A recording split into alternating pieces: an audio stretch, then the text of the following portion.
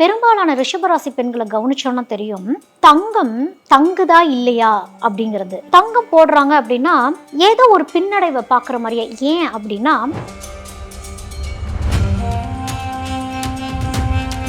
Travel எவ்வளோ பண்ணுறீங்களோ ரிஷபராசி, எவ்வளோ ட்ராவல் பண்ணி பேசி பிஸ்னஸ் பண்ணுறீங்களோ உங்களுடைய பிஸ்னஸ் அப்படிங்கிறது க்ரோத் ஆகும். இந்த ரிஷபராசியில் பிறக்கிறவங்களுடைய குடும்பத்தில் பெண் சாபம் அப்படிங்கிறது ஒன்று இருக்கும். இந்த பெண் சாபத்தை எப்படி நம்ம சரி பண்ணணும் அப்படின்னா,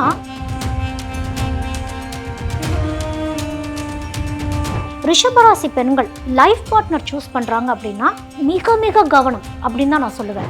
வீட்டில் பார்க்குற பெரியவங்க நிர்ணயிக்கிற திருமணமாக இருந்தால் மட்டுமே அது நிலைச்சிருக்கும்.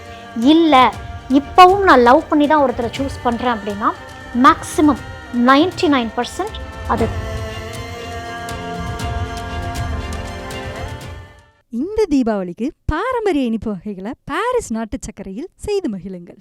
முந்திரி திராட்சை முழுசா இருக்கு. ஆச்சி பாயாசம் மிக்ஸ், ஒன்று வாங்கினால் ஒன்று இலவசம். ஆச்சி ராயல் குலோப் ஜாமுன் மிக்ஸ், ஒன்று வாங்கினால் ஒன்று இலவசம். குமுதம் நேயர்களுக்கு எனது வணக்கங்கள். இன்னைக்கு நம்ம பார்க்க போற விஷயம் என்னன்னா, ஸ்பெஷலா பெண்களுக்காகவே 12 ராசியில் இருக்கக்கூடிய பெண்களுடைய வாழ்க்கை எப்படி இருக்கும் அப்படின்னு. இதை முழுக்க முழுக்க பெண் குழந்தைகளுக்கும் பெண்களுக்கான ஒரு கணிப்பு அப்படின்னே சொல்லலாம். இது ஆண்களுக்கு அப்படிங்கிறது ஸ்பெசிஃபிக்காக இங்கே சொல்ல முடியாது. அதனால் ஃபுல்லாகவே இது பெண்களுக்காக நம்ம 12 ராசிகள் இருக்கக்கூடிய பெண்களுக்கு என்னென்ன நடக்கும், அவங்களுடைய வாழ்க்கை எப்படி இருக்கும் அப்படிங்கிறத பற்றி நம்ம இதில் பார்க்கலாம். ரிஷபராசி பெண்கள் எப்படி இருக்கும் எங்களோட லைஃப் அப்படின்னா, ரிஷபராசி அப்படிங்கிறது சுக்கிரனை குறிக்கக்கூடியது இல்லையா? அப்போது எங்களுக்கு சுக்கிரன் இருக்குது, ஆனால் எங்கள்கிட்ட ஒன்றும் பெருசாக செழிப்பு இல்லையே. பெரும்பாலான ரிஷபராசி பெண்களை கவனிச்சோன்னா தெரியும், தங்கம் தங்குதா இல்லையா அப்படிங்கிறது. ஏன் அப்படின்னா, ரிஷபராசி பெண்களுக்கு இயற்கையாகவே தன்னை அழகுபடுத்தி பார்த்துக்கிறதுலையும் புதுசாக ஆடை போட்டு பார்த்துக்கிறதுலையும் ஈர்ப்பு அதிகம், ஆசை அதிகம். ஆனால் அது எவ்வளோ வெளிக்காட்டினாங்க அப்படிங்கிறது தான் விஷயம். பெரும்பாலும் ரிஷபராசி பெண்களுக்கு தங்கம் அவ்வளோ சீக்கிரம் தங்காது. அப்படி தங்கமே உங்களுக்கு நகையாக செஞ்சு போட்டு, அதாவது உங்களுக்கு திருமணமே செழிப்பாக நடத்தி கொடுத்துருந்தாலும், தங்கத்தை அடமானம் வைக்கிறதோ இல்லை கணவன்கிட்ட எடுத்து தங்கத்தை கொடுத்துட்டீங்க அப்படின்னாலே அது திரும்ப வர்றது ரொம்ப கடினமாயிரும். வெள்ளி நிறைய சேர்க்கணும், வைரத்தில் இன்வெஸ்ட் பண்ணுறது. அதாவது உங்களுக்கு வைரமும் வெள்ளியும் எப்போவுமே சுபிட்சத்தை கொடுத்துக்கிட்டே இருக்கும். ஆக்சுவலாக உங்களுக்கு லக்கை ஆக்டிவேட் பண்ணுறதே வெள்ளி தான். தங்கத்தை போடுறாங்க, பெரும்பாலான ரிஷபராசி பெண்களை கவனித்து பார்க்குறதோன்னா தெரியும், தங்கம் போடுறாங்க அப்படின்னா ஏதோ ஒரு பின்னடைவை பார்க்குற மாதிரியே. ஏன் அப்படின்னா, நீங்கள் சுக்கிரன் குரு உங்களுக்கு கிட்டத்தட்ட எதிரி ஸ்தானத்தில் இருக்கக்கூடியவர். அவர் தேவகுரு, நீங்கள் அசுரகுரு. அப்படிங்கிறப்போ அந்த ஆசைகள் படப்பட இந்த குருங்கிறது தங்கம் சம்மந்தப்பட்ட விஷயம், மஞ்சள் சம்மந்தப்பட்ட விஷயம். இந்த மஞ்சள் உங்கள்கிட்ட வரக்கே ரொம்ப யோசிக்கும், தங்கருக்கு யோசிக்கும். அப்போ அதை பத்திரப்படுத்தி வைக்கணும் அப்படின்னா இங்கே சுக்கிரன் ஈக்குவலாக இருக்கணும்னா வெள்ளி ஈக்குவலாக இருக்கணும். இந்த ஆபரணங்கள் அது ஒயிட் கோல்டாக நீங்கள் போட்டுக்கிறது, அந்த ஒயிட்டுங்கிற வரப்போ அந்த சில்வர் அப்படிங்கிற தன்மையெல்லாம் வரப்போ உங்களுக்கு செழிப்பு கொடுக்கும். அப்போ நீங்கள் என்ன மாதிரியான தொழில்கள்லாம் நீங்கள் பண்ணால் நல்லாயிருக்கும்? சுக்கிரன்கிறது என்னது? அழகு, ஆடம்பரம், மற்றவங்கள பேசி கவரக்கூடியது. காலபுருஷ தத்துவத்துப்படி 2வது ஸ்தானத்தில் வாக்குஸ்தானம். அப்போ உங்களுக்கு வாக்கு தான் உபயோகமாக இருக்கும். உங்களுடைய வாக்கு தான் உங்களோட இன்வெஸ்ட்மெண்ட்டே, உங்களோட வார்த்தைகள் தான் உங்களுடைய தொழிலே. அதாவது இப்போ நீங்கள் ரிஷபராசி பெண்களுக்கு இயற்கையாகவே ஆடை ஆபரணங்கள் மேலே ஈர்ப்பு அதிகம். அப்படிங்கிறப்போ நீங்கள் இந்த மாதிரி காஸ்மெட்டிக் பிஸ்னஸ் பண்ணுறது, டெக்ஸ்டைல் பிஸ்னஸ் பண்ணுறது, ஆர்னமெண்ட்ஸ் பிஸ்னஸ், ஆக்சசரிஸ் பிஸ்னஸ்லாம் பண்ணுறீங்கன்னா இந்த ஜெர்மன் சில்வரு, இந்த ஒயிட் கோல்டு, இந்த வெள்ளி, அதே மாதிரி ட்ரெஸ்ஸஸ்ஸு, காஸ்டியூம்ஸு, இந்த மாதிரி பிஸ்னஸ்லாம் நீங்கள் பண்ணுறப்போ செழிப்பாக இருக்கும். டெய்லரிங் பிஸ்னஸ் பண்ணுறீங்க, நல்லாயிருக்கும். ஆனால் இதெல்லாம் நான் உங்களுக்கு சொல்கிறேன் அப்படின்னா சில பேர் சொல்லுவீங்க, ஆமாங்க நாங்கள் இந்த பிஸ்னஸ்லாம் பண்ணிட்டு தான் இருக்கோம், ஆனால் என்னமோ தெரியலைங்க எங்களுக்கு ஒரு க்ரோத் வரல அப்படின்னு சொல்லக்கூடிய பெண்கள் இங்கே அதிகமாக இருப்பீங்க. ஏன் அப்படின்னா, ரிஷபராசி பெண்களுக்கு குழப்பம் அதிகம். ஒரு முயற்சி எடுத்து வைக்கிறதுல அவ்வளவு தயக்கம், ஒரு ரிஸ்க் எடுத்து பார்க்குறதுல ஒரு தயக்கம், இங்கேருந்து ஒரு இடத்த மாற்றி போங்கனாலே அவ்வளோ யோசிப்பாங்க ரிஷபராசி பெண்கள். இங்கே எனக்கு கம்ஃபர்டபுளாக இருக்குது, எனக்கு இதுவே போதும் அப்படின்னு நினைக்கக்கூடிய ஒரு எண்ணம் கொண்டவங்க ரிஷபராசிக்காரங்க. அதாவது உங்களுக்கு 1,00,000 ரூபாய்க்கு அவங்க ஒரு வேலையே இருக்குது அப்படின்னா, எனக்கு இங்கே 10,000 ரூபாய்க்கு கம்ஃபர்டபுளாக இருக்குன்னு சொல்லி இருக்கக்கூடியவங்க. உங்களுடைய பவர் என்ன, உங்களுடைய ஒர்த் என்னன்னே உங்களுக்கு தெரியாது. எதையோ ஒன்று தேடி தேடி ஓடிக்கிட்டே இருக்கக்கூடிய ஒரு அமைப்பு. இப்போ இந்த தொழிலெலாம் நான் சொன்னேன் இல்லையா, நீங்கள் வந்து இந்த ஆடை ஆபரணங்கள் சம்மந்தப்பட்ட தொழில் பண்ணுறீங்கன்னா ட்ராவல் பண்ணி பண்ணணும். நிறைய பேர்த்த சந்திக்கணும். ஏன்னா உங்களுடைய வார்த்தைகளுக்கு மயங்குவாங்க. ரிஷபராசி பெண்களுக்கு வந்து வார்த்தை ஜாலம், குரல் ஜாலம் அப்படிங்கிறது அதிகம்.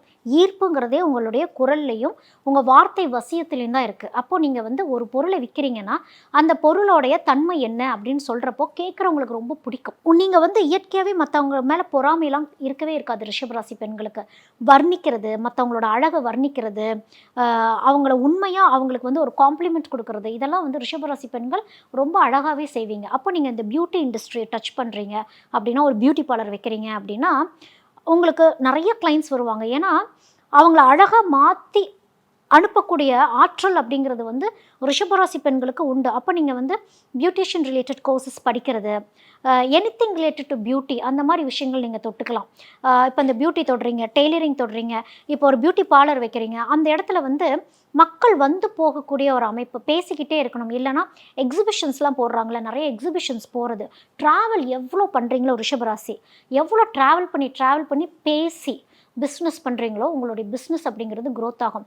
இப்போ எல்லாமே ஆன்லைன் அப்படின்னு வந்துருச்சு இல்லையா, நீங்கள் ஆன்லைன்லேயே உலகத்தில் எத்தனையோ பேர் பார்க்குறாங்க. அப்போ ஆன்லைன் பிளாட்ஃபார்ம் அப்படிங்கிறத ரொம்ப ஸ்ட்ராங் பண்ணும். அங்கே நீங்கள் பேசுகிறது, அங்கே நீங்கள் காட்டக்கூடிய பொருள் அப்படிங்கிறது வசியமாகும்.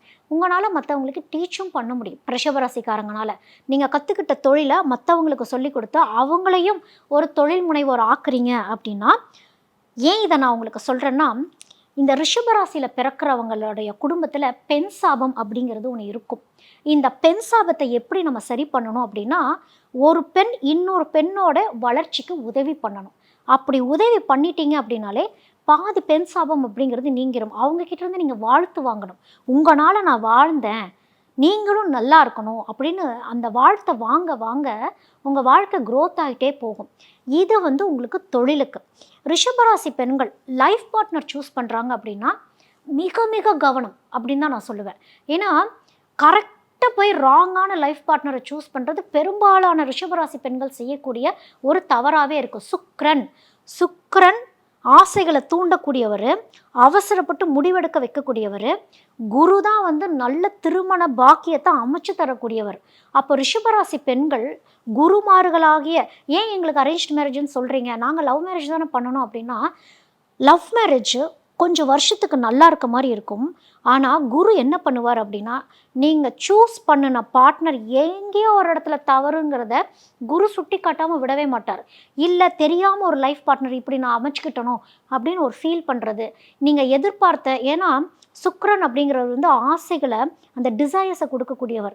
பின் விளைவுகளை காட்ட மாட்டார். வெளி தோற்றத்தை பார்த்து மயங்கிறதோ, வார்த்தையில் மயங்கிறதோ, இதெல்லாம் வந்து ரிஷபராசி பெண்கள் ஈஸியாக போய் விழுந்துருவாங்க. அது காணல் நீர் மாதிரி. ரிஷபராசி பெண்கள் வந்து லவ் பண்ணுறீங்க அப்படின்னாலே, அது இல்லைங்க நாங்கள் வீட்டு சம்மதத்தோடு தான் நாங்கள் திருமணம் பண்ணணும் அப்படின்னு சொன்னாலுமே கூட, அந்த வீட்டோடைய சம்மதம் எந்த அளவுக்கு கரெக்டாக இருந்தது, குருவோட ஆசீர்வாதத்தோடு இருந்ததா, இல்லை நீங்கள் பிரச்சனையெல்லாம் பண்ணி சம்மதிக்க வச்சிங்களா அப்படிங்கிற ஒரு விஷயமும் இருக்குது.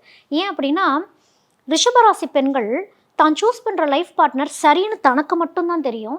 சுற்றி இருக்கவங்களால மட்டும்தான் குறை என்னன்னே கண்டுபிடிக்க முடியும். அந்த குறையை வந்து உங்கள்கிட்ட சொன்னால் கூட உங்களுக்கு கோபந்தான் வரும். அதுக்கப்புறம் ஒரு பாயிண்ட் ஆஃப் டைமில் அந்த ரிஷபராசி பெண்களை வந்து இந்த லவ் பண்ணவங்க திருமணமே பண்ணிக்கிட்டால் கூட ஒரு 10 வருஷம் 12 வருஷம் கழித்து குழந்தையெல்லாம் கொடுத்துட்டு கூட விட்டுட்டு அடுத்த வாழ்க்கைக்கு போகக்கூடிய அமைப்புங்கிறது ரொம்ப அதிகம். இதனால் செல்வங்களை இழந்த பெண்கள் ரொம்ப அதிகம் ரிஷபராசியில். அதுக்கப்புறம் திருப்பி 2வது திருமணத்துக்கு போகிறது.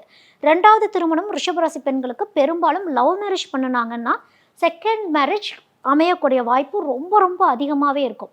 அப்படியும் செகண்ட் மேரேஜ் போகிறீங்கன்னா, அந்த செகண்ட் மேரேஜாவது வீட்டில் பார்க்குற பெரியவங்க நிர்ணயிக்கிற திருமணமாக இருந்தால் மட்டுமே அது நிலச்சிருக்கும். இல்லை இப்போவும் நான் லவ் பண்ணி தான் ஒருத்தரை சூஸ் பண்ணுறேன் அப்படின்னா, மேக்ஸிமம் 99% அது தவறாகவே போய் முடிஞ்சிடும். ஏன்னா அவங்களுமே வந்து உங்ககிட்ட ஏதோ ஒரு வெளித்தோற்றத்துக்காகவோ இல்லை உங்ககிட்ட இருக்க அந்த செல்வ செழிப்புனாலேயோ ஏதோ ஒரு எக்ஸ்பெக்டேஷனால தான் உங்களை திருமணமே அவங்க பண்ணியிருப்பாங்க.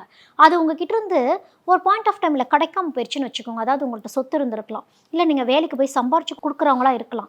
நீங்கள் சம்பாரிச்சு கொடுக்குற வரைக்கும் நல்லாயிருக்கும். திடீர்னு ஒரு உடம்பு முடியாமல் படுக்கிறீங்க, ஆஃபீஸ் போக முடியாமல் போகுது, உங்ககிட்ட இருந்து அந்த வருமானம் வராமல் போகுதுங்கிறப்ப தான் உங்கள் லைஃப் பார்ட்னரோடைய உண்மை முகமே என்னன்னு உங்களுக்கு தெரிய ஆரம்பிக்கும்.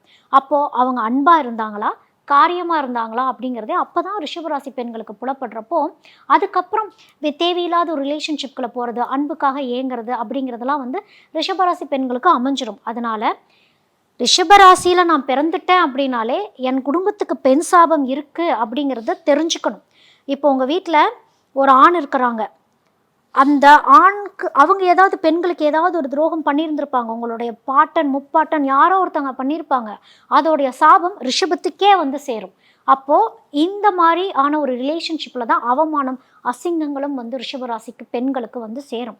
நான் என்னதான் மறைமுகமாக இருந்து நான் பண்ணினேன் அப்படின்னாலும் ஏதோ ஒரு தருணத்தில் குரு அதை வெளிக்காட்டி கொடுத்துருவார். அந்த அவமான அசிங்கத்தைங்கிறது குரு கொடுத்துருவார் ரிஷபராசி பெண்களுக்கு. அதனால ரொம்ப ஜாக்கிரதையாகவே இருக்கணும். அவமானம் அசிங்கங்கள் படாமல் இருந்துக்கிறது அப்படிங்கிறது ரிஷபராசி பெண்களுக்கு நான் வந்து இது ஒரு அட்வைஸ் அப்படிங்கிறது இல்லாமல் இது வந்து உங்களுக்கு ஒரு ஐடியாலஜியாக நீங்கள் எடுத்துக்கலாம். ஓகே, நான் கொஞ்சம் ஜாக்கிரதையாக இருந்துக்கணும் அப்படிங்கிறதுக்கு தான் வந்து உங்களுக்கு இதை சொல்கிறது. நிறைய பெண்கள் வாழ்க்கையில் ரிஷபராசி பெண்கள் பாதி கடந்து வந்து 40 வயதை கடந்து வந்தவங்களுக்கு நான் என்ன சொல்கிறேங்கிறது உங்களுக்கு புரியும். ஏன்னா நீங்கள் லைஃப்பில் இந்த மாதிரி தான் ஃபெயிலியர் சந்தித்து வந்திருந்திருப்பீங்க. அதோட யாரையுமே நம்பக்கூடாது அப்படிங்கிறதையும் குரு உங்களுக்கு உணர்த்தியிருப்பார். ஏன்னா குருவோடைய அனுகிரகம்ங்கிறது ரிஷபராசி பெண்களுக்கு ரொம்ப அவசியம்.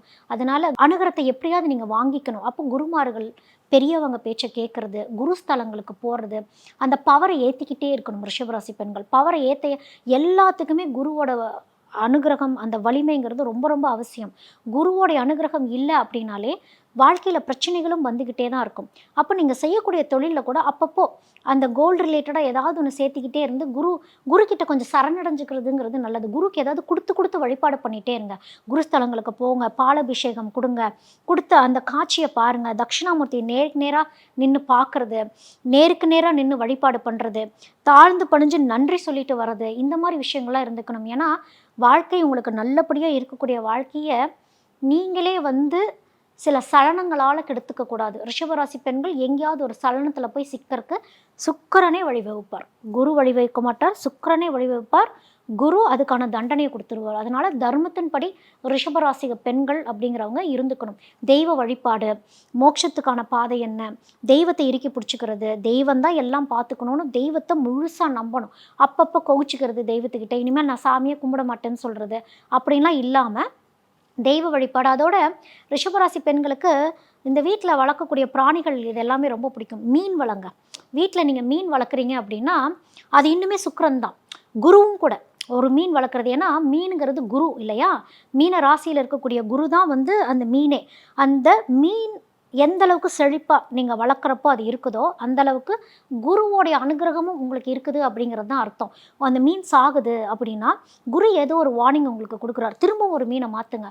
அப்போ அந்த மீனை செழிப்பாக வைக்க உங்களுக்கு ஏதோ ஒரு வகையில் குரு அனுகிரகம்ங்கிறது இருந்துக்கிட்டே இருக்கும். இப்போ ரிஷப ராசி யாரெல்லாம் திருமணம் பண்ணிக்கலாம் அப்படின்னா, குருஸ்தானத்தில் இருக்கவங்கள நீங்கள் வந்து திருமணம் பண்ணிக்கலாம். அதாவது தனுசு, மீனம் இவங்களெல்லாம் வந்து அரேஞ்ச்ட் மேரேஜ் அப்படிங்கிறப்போ அது வந்து உங்களுக்கு செட் ஆகும்.